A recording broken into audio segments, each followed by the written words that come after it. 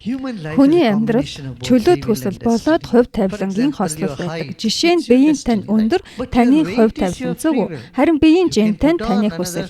Та 15 кг нэмж болно. Эсвэл илүү жинтэй бол жингээ хасч болно. Таны л хүсэл. Би 85 кг жинтэй байгаа маань миний хувь тавилан гэж та хэлж чадахгүй.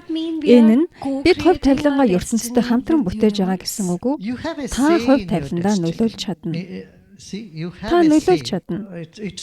Бороо орж байлаа. Энэ бол хувь тавилан. Норох эсэх нь таны хүсэл. Шүхэр аваад норохгүй байж болно. Цов өмсөөд өмнөшгөө хуурай байж болно. Гудамжинд явж байгаа ямар ч сонголтгүй үхэр биш. Үхэр инстинктээр л амьдардаг. Харин бид оюун ухаантай учраас бидэнд сонголт байгаа. Бидний сонголт хязгааргүй юу гэвэл үгүй. Уяатай нохоо байлаа гэхэд нохоо зөвхөн уяаны уртын хэмжээнд эрх чөлөөтэй явна. Үүний адилаар хүний амьдрал тодорхой хязгаартай. Үүнийг байгалийн хууль гэж хэлж болно. Тэгэхээр хувь тавилан гэж байгаа гэхдээ танд тодорхой хэмжээний чөлөөт хүслийн эрх чөлөөг өгдөг.